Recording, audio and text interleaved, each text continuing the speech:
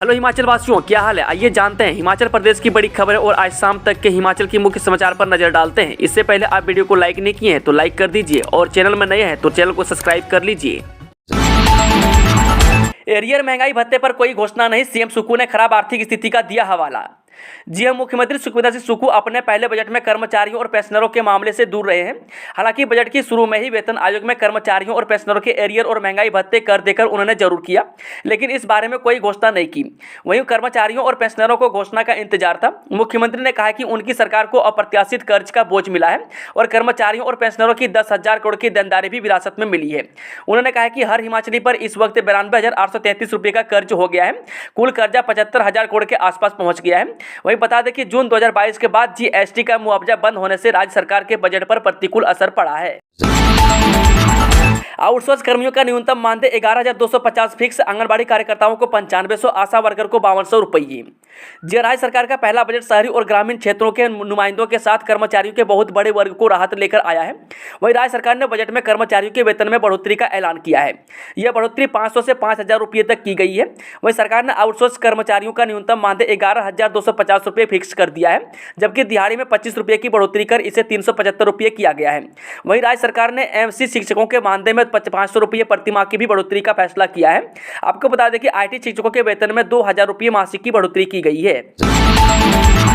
हिमाचल में बनेगा green national highway corridor, Indu Goswami के सवाल पर नितिन गडकरी ने दिया जवाब। जी हां, केंद्रीय सड़क परिवहन और राजमार्ग मंत्री नितिन गडकरी ने राज्यसभा सदस्य इंदु गोस्वामी के एक प्रश्न का उत्तर दिया। उन्होंने बताया कि हिमाचल प्रदेश, राजस्थान, उत्तर प्रदेश और आंध्र प्रदेश में ग्रीन नेशनल हाईवे कॉरिडोर परियोजना के निर्माण के लिए भारत सरकार और विश्व बैंक में एक सहमति पत्र पर हस्ताक्षर किए गए हैं। इसके अंतर्गत कुल 1288.24 मिलियन डॉलर लागत की 781 किलोमीटर लंबी इस परियोजना के लिए विश्व बैंक 500 मिलियन अमेरिकी डॉलर ऋण सहायता प्रदान करेगा। तालाब बनाने को 80% सब्सिडी, निजी क्षेत्र में 20 हेक्टेयर भूमि पर तालाब बनाने की घोषणा। जी हां, वित्तीय वर्ष 2023-24 के लिए पेश किए बजट में मछली पालन पर सरकार ने विशेष फोकस किया है। मुख्यमंत्री ने ऐलान किया है कि मछली पालन को तालाब बनाने के लिए युवाओं को 80% सब्सिडी प्रदान की जाएगी। वहीं 20 हेक्टेयर निजी क्षेत्र में सरकार मछली पालन के लिए तालाबों को निर्माण करेगी। वहीं बता दें कि बजट अभिभाषण में मुख्यमंत्री ने कहा कि हिमाचल प्रदेश में मछली पालन की अपार संभावनाएं हैं। राजीव गांधी डे बोर्डिंग स्कूलों को 300 करोड़, जरूरतमंद बच्चों के लिए मुख्यमंत्री विद्यार्थी प्रोत्साहन योजना होगी शुरू। जी, राज्य के सरकारी स्कूलों में ऐसे गरीब बच्चे जो जमा 2 पास करने के बाद इंजीनियर, मेडिकल, एमबीए, पीएचडी सहित अन्य प्रोफेशनल कोर्स करना चाहेंगे, उन्हें सरकार आर्थिक मदद देगी। इसके लिए 1% ब्याज दर पर लोन दिया जाएगा। वहीं सरकार ने यह तय किया है कि कोई भी बच्चा जो गरीब परिवार से संबंध रखता हो, उसके करियर में पैसा बाधा नहीं बनना चाहिए। इसके लिए सरकार ने छात्रों की सुविधा के लिए बजट में यह प्रावधान किया है। इसके साथ ही प्रदेश सरकार हर विधानसभा क्षेत्र में Rajiv Gandhi government model day boarding school भी खोलने जा रही है। सरकार ने अपनी इस योजना पर काम भी शुरू कर दिया है और इसके तहत इन स्कूलों में बच्चों को हर प्रकार की आधुनिक सुविधा दी जाएगी। इसमें प्री प्राइमरी से 12वीं कक्षा तक के बच्चों को इंडोर और आउटडोर खेलों की सुविधा मिलेगी। इसके साथ ही जिन स्कूलों में पानी की सुविधा होगी, वहां पर स्विमिंग पूल का निर्माण भी किया जाएगा। डिपो राशन पर 265 करोड़ सब्सिडी, खाद्य सुरक्षा के लिए 35 करोड़ का अनुदान, लाखों उपभोक्ताओं को राहत। जी हां, प्रदेश सरकार द्वारा खाद्य सुरक्षा पर दी जाने वाली अनुदान राशि 35 करोड़ रुपये बढ़ाई गई है। प्रदेश के मुख्यमंत्री सुखविंदर सिंह सुक्खू ने शुक्रवार को अपने कार्यकाल का पहला बजट पेश किया। वहीं वित्त वर्ष 2023-24 के लिए प्रदेश सरकार ने 53,413 करोड़ का बजट पेश किया है। वहीं बता दें कि कांग्रेस सरकार द्वारा 2007 में शुरू की गई दालों व खाद्यान्न तेल पर दी जा रही अनुदान राशि पर सुक्खू सरकार आगामी वर्ष में 265 करोड़ रुपये खर्च करेगी। इससे पहले यह अनुदान राशि 230 करोड़ थी। अब सरकार ने इस राशि में 35 करोड़ की बढ़ोतरी करके इसे 265 करोड़ रुपये कर दिया है। अब 240 रुपये हुई मनरेगा दिहाड़ी, जनजातीय क्षेत्रों में मिलेंगे 294, 9 लाख मजदूरों को होगा फायदा। जब मनरेगा कामगारों की दिहाड़ी में राज्य सरकार ने 28 रुपये की बढ़ोतरी की है।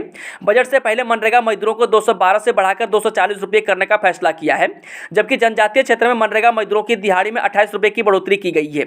वहीं जनजातीय क्षेत्र में मनरेगा मजदूरों को अब 294 रुपये दिहाड़ी मिलेगी। बता दें कि मुख्यमंत्री सुखविंदर सिंह सुक्खू ने बताया कि इसका लाभ प्रदेश के 9 लाख मजदूरों को मिलेगा। इन मजदूरों में 65% महिलाएं हैं। जीरो एनरोलमेंट वाले 228 स्कूल बंद, शिक्षा सचिव ने जारी की प्राइमरी मिडिल विद्यालयों की सूची। जी प्रदेश सरकार ने सत्ता में आते ही जिन शिक्षण संस्थानों को बंद करने का फैसला लिया था उसे लेकर अधिसूचना जारी कर दी है। वहीं कॉलेजों के बाद अब प्रदेश सरकार ने जीरो एनरोलमेंट वाले 228 स्कूलों को बंद कर दिया है। इसमें प्राइमरी और मिडिल स्कूलों की सूची शिक्षा सचिव अभिषेक जैन की ओर से जारी कर दी गई है। इसमें मिडिल स्कूलों में हमीरपुर जिला में 2, कांगड़ा में 4, किन्नौर में 4, कुल्लू में 1, स्पीति में 3, मंडी में 12, शिमला के 29 और सोलन में 2 मिडिल स्कूलों को बंद किया गया है। इसके साथ ही प्राइमरी स्कूलों में बिलासपुर के 9, चंबा के 13, हमीरपुर में 10, कांगड़ा के 48, किन्नौर के 9, कुल्लू के 11, स्पीति के 20, मंडी के 38, शिमला के 56, सिरमौर के 5, सोलन के 6 और ऊना में 1 प्राइमरी स्कूल को बंद कर दिया गया है। महिलाओं को 1500 से ठग गई सरकार, पूर्व सीएम ने पूछा हिम केयर सहारा योजना का पैसा कहां गया। जयपुर मुख्यमंत्री और नेता प्रतिपक्ष जयराम ठाकुर ने मुख्यमंत्री सुखविंदर सिंह सुक्खू की सरकार के पहले बजट को नकार दिया है।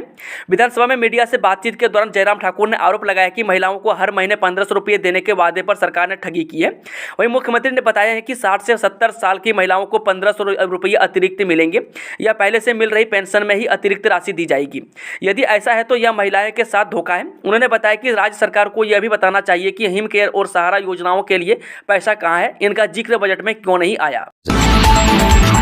इलेक्ट्रिक वाहनों पर 50% सब्सिडी, हिमाचल की 24 पंचायतों में चलेंगे ग्रीन एनर्जी प्रोजेक्ट। जी हां, प्राइवेट इलेक्ट्रिक बस, ट्रक या टैक्सी की खरीद पर राज्य सरकार 50% सब्सिडी देगी। सब्सिडी की अधिकतम सीमा 50 लाख रुपए तक होगी। इतना ही नहीं, इन वाहनों को चार्ज करने के लिए चार्जिंग स्टेशन की जरूरत रहेगी और युवा 50% सब्सिडी के साथ इन चार्जिंग स्टेशन को स्थापित कर पाएंगे।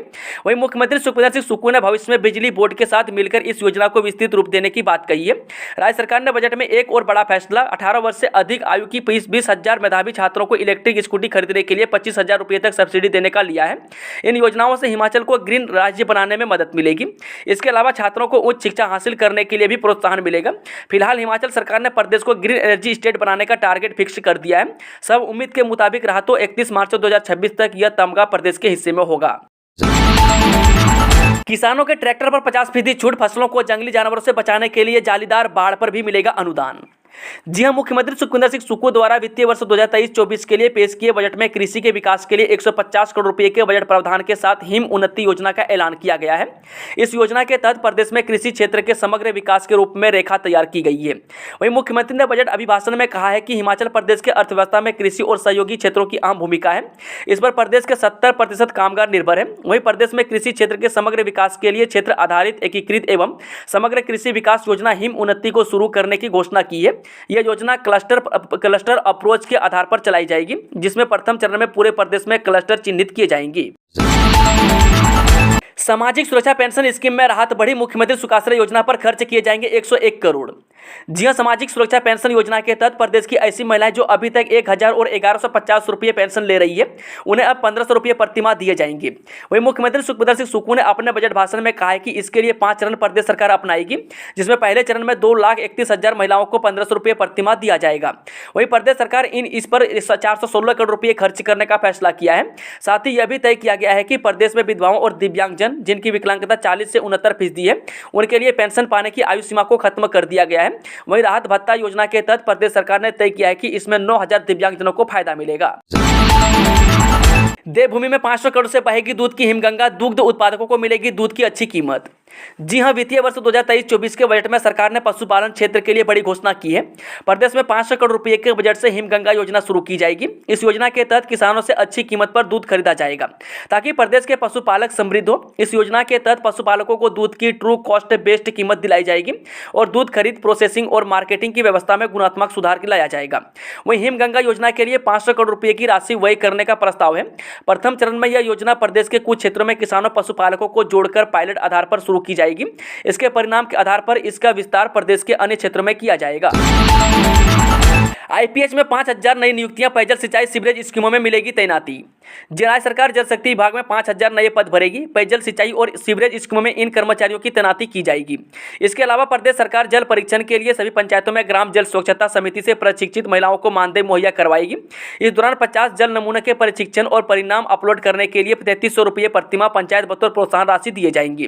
वहीं मुख्यमंत्री ने कहा कि स्वच्छ पेयजल के लिए सरकार प्रयासरत है और इसमें प्रशिक्षित ग्रामीण महिलाओं की मदद ली जाएगी।